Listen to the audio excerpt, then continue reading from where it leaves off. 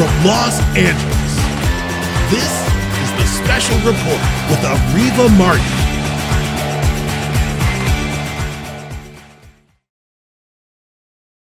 All right, my next guest is Dr. Casey Kelly. He's a professor at the University of Nebraska, and he's the author of Apocalypse Man, The Death, Drive, and Rhetoric of White Masculine Victimhood. Good morning and welcome, Dr. Kelly. Good morning. So, I know your research focuses a lot on this contemporary rhetoric, white masculinity and white supremacy. What are you to make of Tucker Carlson, these reports by the New York Times? Rod just said that the New York Times came out and explicitly said it's one of the most racist shows on television. You know, this 400 times of him using great replacement theory even before the shooting. Is he the epitome of this white masculinity victimhood that you write about? He's certainly a really prominent example of what I talk about in the book, which is the kind of apocalyptic tone that white men have taken, particularly over the past decade, but it's, several decades in the making of trying to portray white men as a minoritized population that's undergoing a systemic effort to displace their power, entitlements, and privileges. And if you watch Tucker Carlson, the thing that you get is a steady diet of enmity. There's the amorphous they who are coming to take something from you. And so he repeats over and over again, they don't want you to have this. They don't want you to know this. They don't want you to hear this. And that is, a steady diet of that, can create a sense of otherness, a fearfulness, but also a sort of impending belief that there is an imminent conflict, even a race war of some kind that is on its way. And so he's more of the popular face of it. What we get from Tucker Carlson is the more kind of plausible deniability that comes with aspects of great replacement theory. So what you'll see on his show is the argument that voters are being replaced, that we're encouraging immigrants to come to the United States in order to have more pliable, compliant, obedient voters. What is left out is the kind of material that you hear on places like 4chan and 8chan, the kind of places that the alleged Buffalo shooter frequented right prior to the act of violence. And there you hear about that you hear the more explicitly anti-Semitic elements of it, that there's an international cabal of international Jews that are organizing, that control most of the world and its finances, a fairly unoriginal argument that has been drawn from racist conspiracy theories for centuries. And the other part you hear is the sort of scientific racism, which is that there are high fertility immigrants who are outpacing in terms of population, white populations. The declines in white birth rates means that the more immigrants come to the United States, the more likely they are to just simply outpace, and that a demographic crisis is impending. And that's the material that you get in spaces that are not, not for mainstream public consumption, but many people inhabit both of those spaces. And so in some ways, Tucker Carlson doesn't have to say the explicitly vile racist part. He can kind of leave that inferences for his viewers, especially if they are embedded in the kind of white supremacist networks that are outside of Fox News, that, places like Parler and 4chan, 8chan, and other kinds of image boards where there's more explicit, overt calls for racial violence. But they're not unconnected to each other either. So, Dr. Kelly, some in the media have suggested that the great replacement theory has been a fringe theory that's now moved or is moving into the mainstream. But we know that's not accurate. Great replacement theory has been there. Even go back to a book like The Great Gatsby. Tom Buchanan is even talking about whites being replaced. We have presidents, Roosevelt and Coolidge, talking about ethnic mixing and the replacement of whites. So why are we talking about the great replacement theory? One, as if it's something that has been fringed and is now popular. And two, has there ever been a time in our history where you would say that 1/3, which is that now new statistics, believed in it? Is that new? I'm just trying to figure out, is there anything new about this? Yeah, as you point out, the beliefs that we see expressed in the contemporary conspiracy theory are not just drawn from the far fringes of white supremacist neo-Nazi movements. They certainly have their place there, but they also have their place in the pantheon of mainstream political rhetoric, as you point out. President Teddy Roosevelt wrote extensively about the need for white women to produce more children because he believed at the end of the 19th century that there was a demographic crisis, that there would be a shift to a non-white majority, and so that demographic panic is repeating itself again. But it's certainly not an anomaly in American history. It's always sort of existed in some form or another, and for that matter, all of the discourse in the slavery and post-slavery Jim Crow eras about miscegenation and amalgamation is also, that's an embedded American discourse, fear of interracial dating, interracial marriage, interracial children.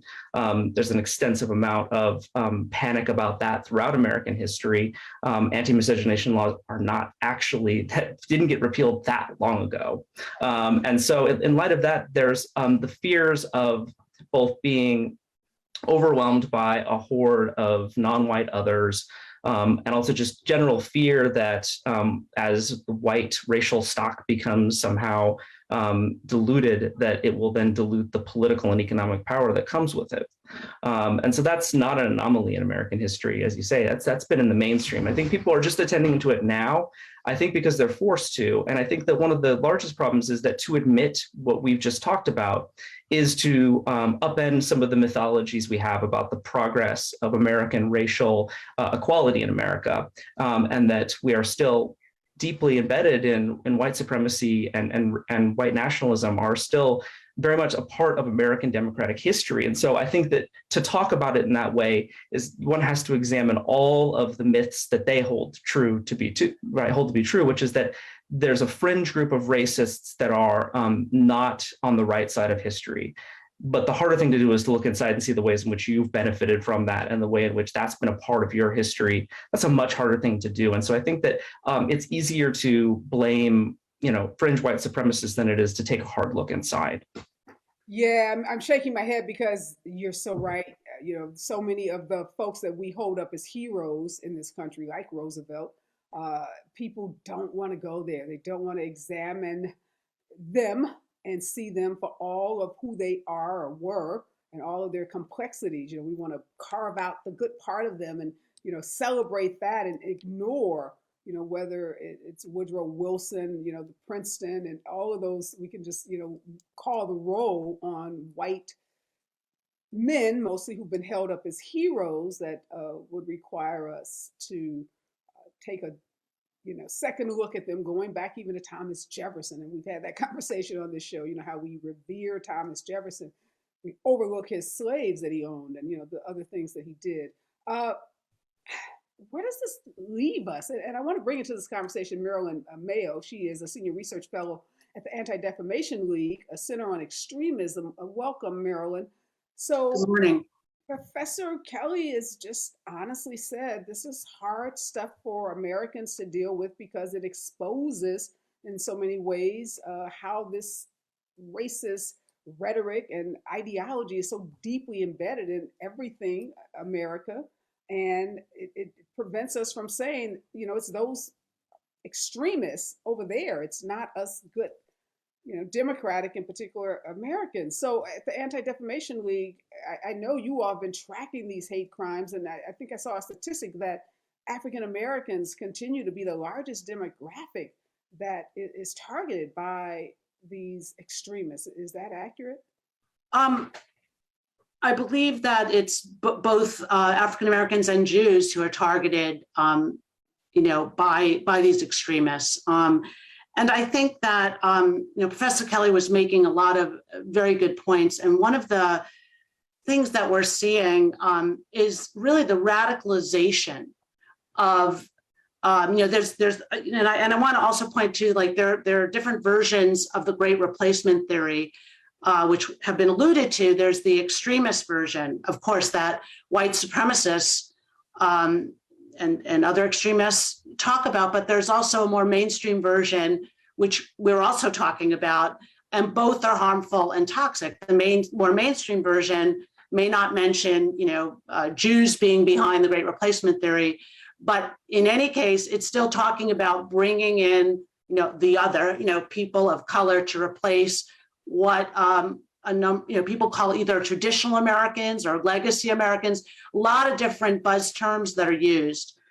But to get back to the point I started to talk about the radicalization of young white men, what is tremendously concerning are the people who feel compelled, these young men who feel compelled to take action and take violent action. And this is something in the last 6 or 7 years, we've seen a tremendous amount of violent mass murders, and this is obviously very concerning. And I think the other very important point to make is that every single one of those violent acts carried out by white supremacists inspires the next person to carry out the act. And we know this to be true because they actually say that themselves, these murderers. They talk about who has inspired them. And this was certainly the case in Buffalo, where this shooter on his rifle, which, he was used obviously in such a brutal way to kill people. And he wrote many different things on that rifle to really emphasize what he was doing and why he was doing it. And included on that rifle, for example, was Dylan Roof, the young white supremacist who killed a number of people at the church in South Carolina in 2015. So at a Black church, I should obviously say. And while people were praying, I mean, and one, again, it's one act inspires the other, because another person who influenced this shooter in Buffalo was Brenton Tarrant. He was, a lot of the what he's calling his manifesto that was posted online actually copied word for word Brenton Tarrant's manifesto. And Brenton Tarrant killed 51 Muslims in New Zealand at mosques. So, I think it's important to see that these are not isolated incidents at all. Right. And I want to ask you, Dr. Kelly, so that statistic that 1 in 3 Americans believe in some version of the Great Replacement theory, Rod pointed out very appropriately that it means maybe 2/3 don't. Well, what about that 1/3? Who are they? Do you know who they are? And what version of this Great Replacement theory are they buying into? That's a good question. I would say that a portion of them are the kind of alienated young men that spend a significant amount of time in the sort of online network of white supremacy, and there's plenty of networks and nodes in the network that people can spend time in, and they can get a sense of kind of affirmation and community, and sometimes even entertainment in those particular communities. But I think that when you're speaking about the larger belief that maybe is held by people that aren't spending a lot of time on image boards, but are spending time watching, Tucker Carlson, I think that in some ways they're probably not totally familiar with all of the racist origins of the myth. I think that what their probably set of beliefs is probably organized around the idea that this is a political strategy that is designed to basically access a different kind of voting base and to then have that base drown out the interests of another base.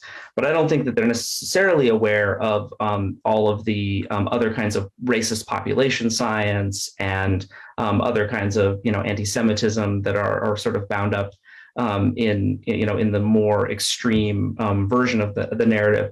I think that most people, this probably begins with the rhetoric of anti-immigration, the rise of and consistent rise of nativism in the United States, and the the role that it plays in terms of fomenting enmity. That that there's an amorphous enemy that is different, foreign, other, and they have come to take the thing that you have the right to possess. That it's your birthright entitlement.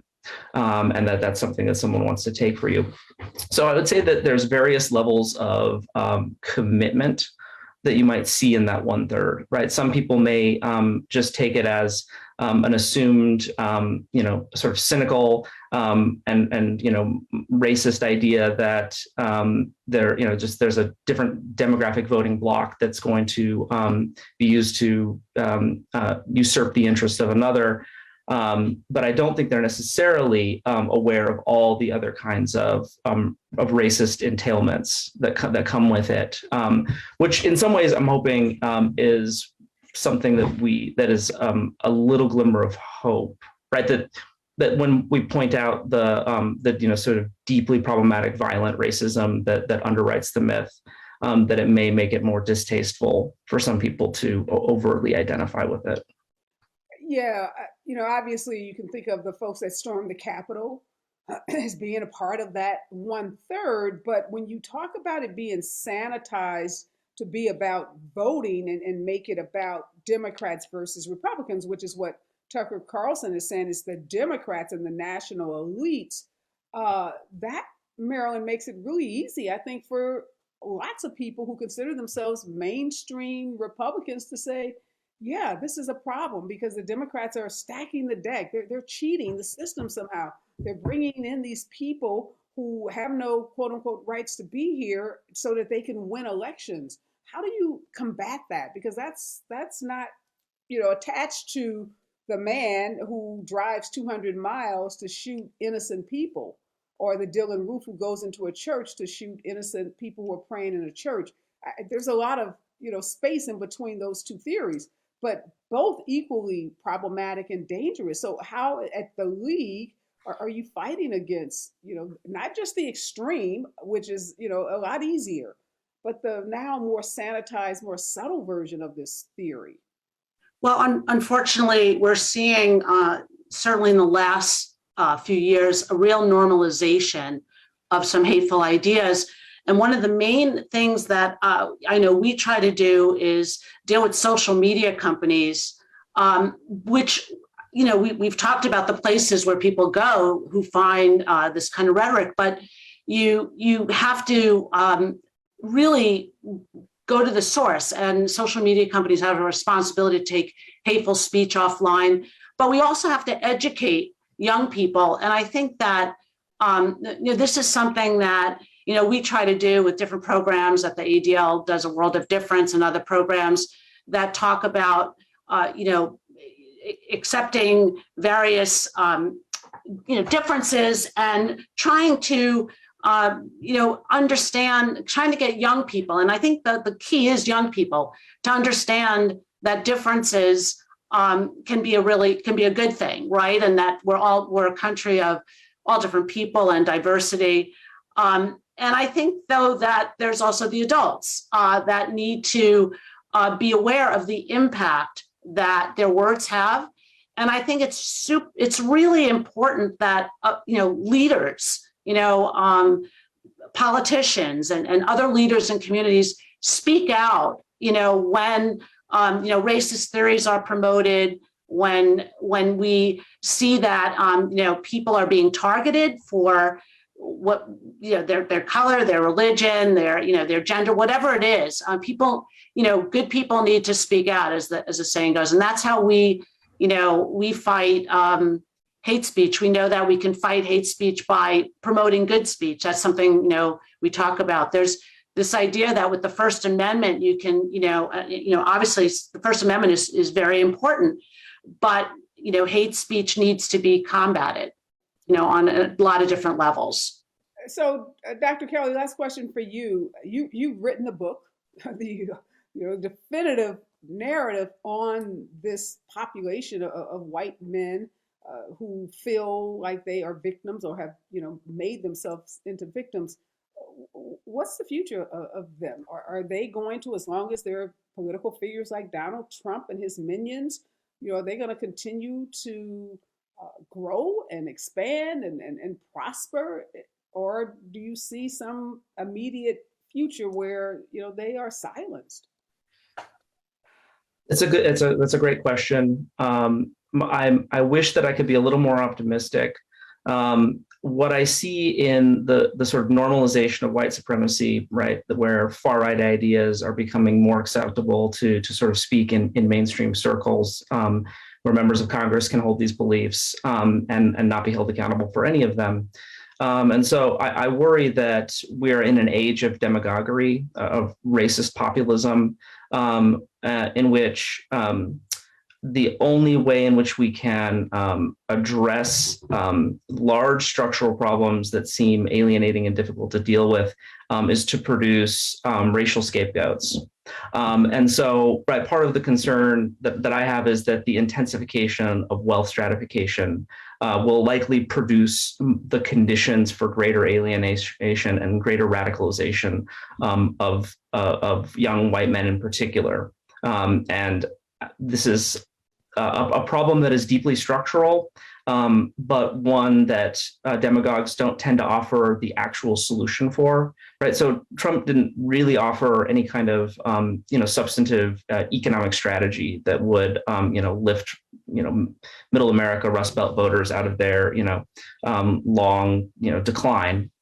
Instead, he suggested that the reason that they are imperiled is because Democrats, diversity, political correctness, immigrants, foreigners, all of those are the forces that explain why your life didn't turn out the way that you thought it would. And the reason that you turn to someone like Trump is that he offers a salve, an easy solution to fix a problem that is not immediately fixable. And so my concern is that, right, you see the young men that turn to these sort of dark spaces on the internet also don't see a sense of future. They don't see the possibility of, if you combine climate change and the intensification of wealth stratification, it produces the ideal conditions for young white men to turn to white supremacy, nativism, and other kinds of, violent white supremacist beliefs. And then you have a political culture that has produced enmity and otherness as the fundamental problems that aren't really what are causing wealth stratification. And so until we, I think, address the underlying root causes of that alienation, then I think we're going to see sadly more of these attacks. And so I'm not sure what the future would hold. I think that until we address problems that are so widespread structural, things like automation, deindustrialization, intense wealth stratification, those kind of things are going to produce the conditions that will radicalize young men. All those things that we definitely don't want to talk about or deal with in this country. So I hate to end segments on such a negative note, but I like reality. We love reality here, and you just gave it to us real. So thank you for that, Professor Kelly. Again, you're the author of Apocalypse Man, The Death, Drive, and Rhetoric of White Masculine Victimhood. All right. Thanks, Dr. Kelly. Thanks, Marilyn. We're going to keep